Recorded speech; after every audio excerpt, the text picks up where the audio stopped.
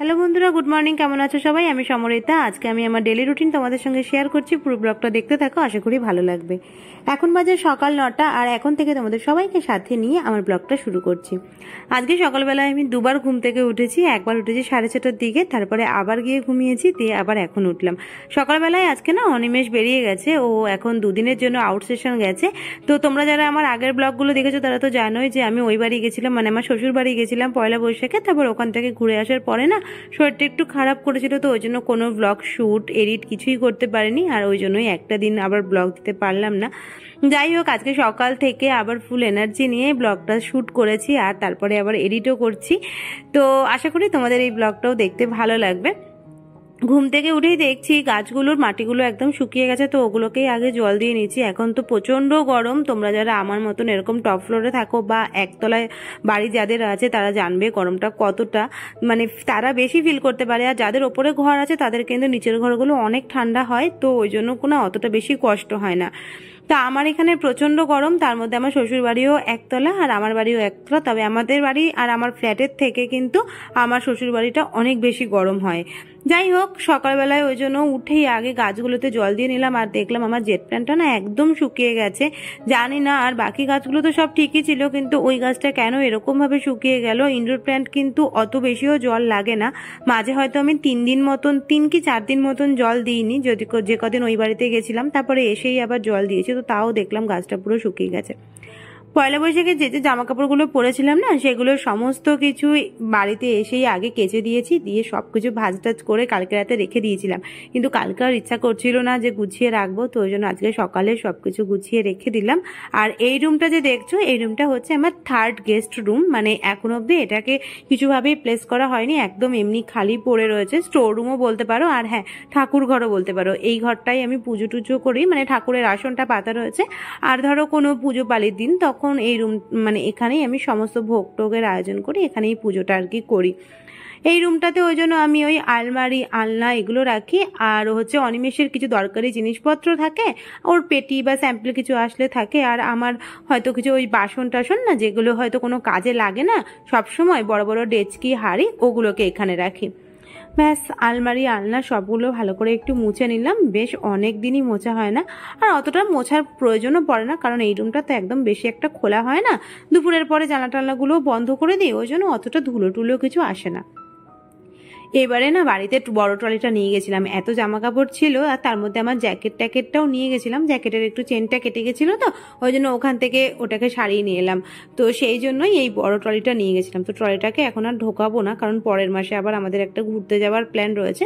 তো দুটো ট্রলি এখন বাইরে থাক, আর ছোট ট্রলিটা মাঝে মাঝেই লাগে। ও যখনই কোথাও বাইরে যায় এই ছোট ট্রলিটা নিয়ে যায়, 4-5 দিনের জন্য যখন যায় না, তখন এই ছোট ট্রলিটার মধ্যেই সমস্ত কিছু হয়ে যায়।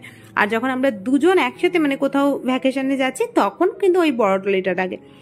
ব্যাস, ভালো করে সমস্ত কিছু গুছিয়ে নিলাম। এবার বিছানাটাকে একটু ঝেড়ে নেব, আর তারপরে চা করব। আজকে যেহেতু ও আর বাড়িতে নেই, আর কি বলতো, গরমের মধ্যে আমার একদমই চাটা কিছু খেতে ইচ্ছা করে না, কিন্তু টিফিন খেতে একটু দেরি রয়েছে। আজকে আমি আমার একার জন্যই টিফিন বানাবো, তো ওটা বানাতেও একটু সময় লাগবে, তো ওই জন্য ভালো আমি একটু চাই করে নিই।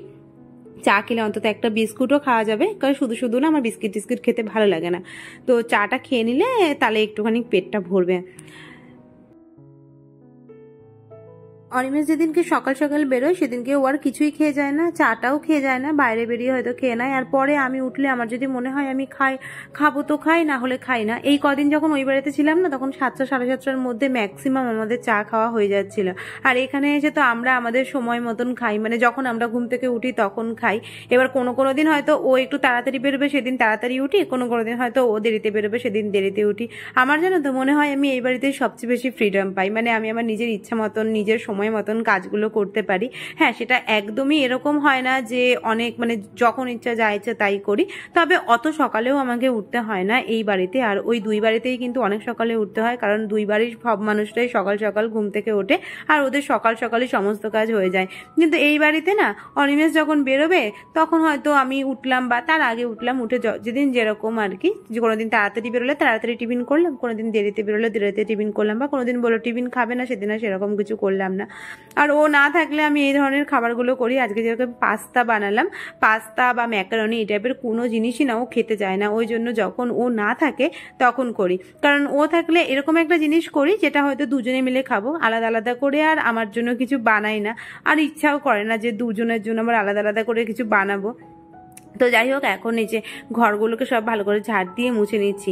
আচ্ছা, তোমাদের সঙ্গে একটা কথা শেয়ার করি। আমাকে একজন না কমেন্ট করেছিল যে আমার এরকম বোরিং কাজ দেখতে ভালো লাগে না, কন্টেন্ট অন্য কিছু করলে ভালো হয়। আসলে কি বলতো, আমার অন্য কিছু করার মতন সেরকম কোনো সুযোগ বা সুবিধা নেই। হ্যাঁ, চাইলে হয়তো অনেকের মতন বাইরে বেরিয়ে ভিডিও করা যেত, কিন্তু আমার বাইরে বেরোনোরও সেরকম কোনো রাস্তা নেই। তার কারণ হচ্ছে আমার একটা ছোট বাচ্চা রয়েছে, মানে আমার একটা পেট রয়েছে, আর যার জন্য আমি সেরকমভাবে কোথাও বেরোতে পারি না। কারণ ওকে একা রেখে 1-2 ঘন্টার জন্য যাওয়াও আমাদের কাছে ডিফিকাল্ট হয়ে যায়। আমরা দুজন থাকি, আমাদের সেরকম আর কোনো অসুবিধা নেই যে আমরা বাইরে বেরোতে পারবো না। ছুটির দিনগুলোতে আমরা চাইলেই বেরোতে পারি, কিন্তু ওর জন্যই একমাত্র আমরা কিন্তু সবসময় বেরোতে পারি না। হয়তো বেরোলে ওই 1-8 ঘন্টার মধ্যে তাড়াতাড়ি করে নিজেদের কাজগুলো সেরে নিয়ে আবার ফিরে চলে আসি। তার মধ্যেও হয়তো মাঝে সাঝে বেরোই, সেইগুলো তো তোমাদের সঙ্গে শেয়ার করি। বাইরে যখন কোথাও যাই, খেতে যাই বা কোথাও বেড়াতে গেলাম বা হয়তো শপিং করতে গেলাম, সেই জিনিসগুলো তো আমি তোমাদের সঙ্গে অবশ্যই শেয়ার করব। তবে কি বলতো, এই যে এই ডেলি ব্লগ করব, এটা ভেবেই করেছি যে আমার যেহেতু বাইরে বেরোনো খুব একটা হয় না, তো আমি বাড়ির কাজগুলোই তোমাদের সবার সঙ্গে শেয়ার করব। আর হ্যাঁ, দেখবে আমারও কিন্তু অনেক সময় ভালো লাগে অনেকের ব্লগ দেখে যে বাড়ির কাজগুলো বেশ সুন্দর করে করছে, গুছিয়ে করছে। দেখো, আমাদের বাড়ির কাজগুলো দেখার মতন সেরকম কেউ নেই। আমরা যারা গৃহবধূ, আমাদের কাজগুলো আমরা নিজেরাই দেখি আর আমাদের নিজেদেরই ভালো লাগে। এরকম অনেকের ব্লগ আছে যার ব্লগ আমি দেখি আর ভালোও লাগে, তার সুন্দর পরিপাটি কাজ, গুছিয়ে কাজ, তো সেগুলো দেখে আমি নিজেও ইন্সপায়ার হই। তো আমিও সে চেষ্টা করি যে আমার কাজগুলোকেও আমি আমার মতন করে করি। এবার যদি তোমাদের ভালো লাগে, তোমরা যদি ভালো কমেন্ট করো, অবশ্যই সেটা ভালো লাগবে। আর যদি কেউ খারাপ কমেন্ট করো, তাতেও খারাপ লাগার কোনো কারণ নয়। সেটাও আমি, সেখান থেকেও আমি আর কি কিছু শিখতে পারবো, নতুন করে জানতে পারবো। তবে হ্যাঁ, এছাড়া আমার আর সেরকমভাবে কোনো আলাদা কিছু করার কোনো সুযোগ বা সুবিধা নেই। যদি থাকতো তাহলে তো অবশ্যই করতাম, আর আমার সেটা ভালোও লাগতো। তো যাই হোক, দেখো, কথা বলতে বলতে আমার অনেকটা কাজই হয়ে গেল। আমি ঝাড় দিয়ে নিলাম প্রতিটা ঘর, ডাইনিং সবকিছু দিয়ে ভ্যাকুয়াম করে নিয়েছি। এবার ঘরটাকে না ভালো করে এবার একটু মুছে নেব। এখন যা গরম পড়েছে, দিনের মধ্যে 2বার করে আমি ঘর মুছি, কারণ হুইস্কি তো ফ্লোরে শোয়। আর এই সময়টায় যদি ও মানে ভালো করে মেঝেটা ঠান্ডা যদি না হয়, তাহলে ওর এবার একটু কষ্ট হয় বেশি। যদিও আমার বেডরুমটা একদমই ঠান্ডা থাকে, কারণ ওটা আমি জানলা টানলা খুলছি না। বাকি রুমের সমস্ত জানলা টানলা সবসময় খুলেই রাখছি, কিন্তু বেডরুমটা না সবসময় বন্ধ রাখি, কারণ ওটা এসি চলে তো। আর এসি চললে প্রায় ধরো সবসময়ই ঘরটা ঠান্ডা থাকে। শুধু দুপুরের দিকে যদি কখনো ফ্যান চালাই, তাহলে ফ্যান ওই নিচে ওপরের তাপটা আর কি নাবায়। কিন্তু দুপুরবেলা আর রাত্রিবেলা দুবেলাটাই মোটামুটি আমি এসি চালিয়ে রাখছি, কারণ ওর না হলে প্রচন্ড কষ্ট হয়, বড় বড় লোম তো, ওই জন্যই।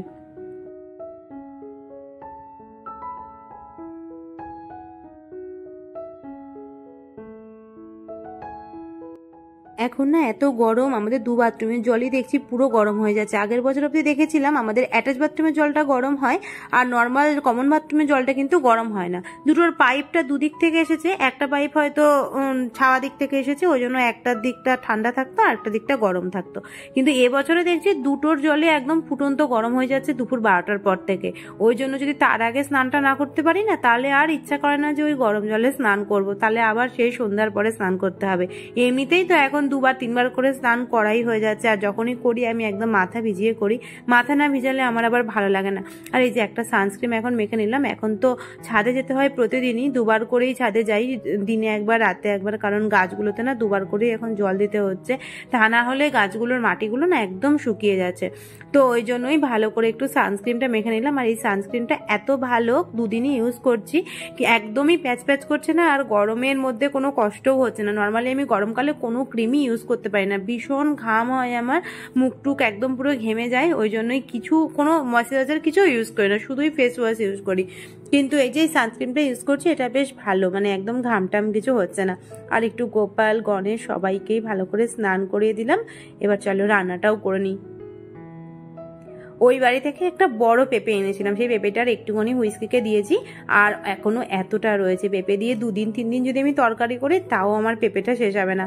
এই প্রায় 1 কিলো না, তারও বেশি, 1 কিলো 200 মতন ওজন হবে। তো ওইটাই হুইস্কিকে আবার এখন প্রতিদিন দেওয়া যাচ্ছে না, যেহেতু প্রচণ্ড গরম, তো ওই জন্য শুধুমাত্র গাজর টাজর দিয়েই বেশি দিয়ে দিচ্ছি, আর বেশি একটা সবজি দিচ্ছি না। আর আমি আজকে আমার জন্য মুসুরি ডালের মধ্যে একটু পেঁপে দিলাম, এটাই সেদ্ধ করে নেবো। আর হচ্ছে কালকে রাত্রিবেলা মাছের ঝাল করেছিলাম, তেলাপিয়া মাছের ঝাল, ব্যাস এই দিয়েই খাওয়া হয়ে যাবে। আর এখন দুদিন রান্না করবো না, কারণ ও নেই বাড়িতে, আর আমার সেরকম একটা রান্না করার কোনো দরকার নেই। মাছটাও বেশি করে রেখেছি। আর ওই বাড়ি থেকে এই যে এইগুলো মামুনি সব দিয়ে দিয়েছে, লঙ্কা ভালো করে ছুলিয়ে মানে বোটাটা ছাড়িয়ে রোদে শুকনো করে দিয়েছে। আর কলার নিয়ে এসেছি, নারকেল নিয়ে এসেছি, হলুদ নিয়ে এসেছি, অনেক কিছু নিয়ে এসেছি। যখন যাই মোটামুটি মামুনি সবই ভরে ভরে দেয়। আর এই যে ডাল টালগুলো এগুলোও নিয়ে আসি, মানে এটা মুগের ডাল, এটা হচ্ছে মাসি জমিতে চাষ করে, তো সেইটা থেকেই আর কি মুগের ডাল নিয়ে আসি। আমরা যা আনি সারাটা বছরই আমার মোটামুটি হয়ে যায়, মানে হলুদ ডাল এগুলো আমি যা আনি সারা বছর হয়ে যায়। এখন একটুখানি লস্যি খাবো। লস্যি বলতে আমি প্রায় প্রতিদিনই ওই টক দইটা খাচ্ছি গরমকালে। এই সময়টাতে না ঠান্ডা ঠান্ডাটা খেতেই আমার বেশি ভালো লাগে, তো ওই জন্য একটু টক দই, একটু বরফ আর একটু নুন সামান্য, মাঝে মাঝে চিনি দিই, মাঝে মাঝে চিনি ছাড়াই খাই, চাট মশলা সব দিয়ে মেখে খাই। আর জানলাটার মধ্যে দেখলে কত রোদ এসেছে, ওই জন্য আর কোথাও আমাকে মেলতে হয় না, ছাদে গিয়েও মেলি না, এত রোদে সব কিছু একদম জ্বলে যাবে।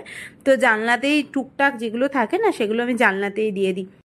আজকের মতো ব্লগটা এখানেই শেষ করছি। সবাই খুব ভালো থেকো, সুস্থ থেকো, সাবধানে থেকো। আর আমার ভিডিওটা যদি ভালো লেগে থাকে একটা লাইক করে দিও আর কমেন্ট করে জানিও।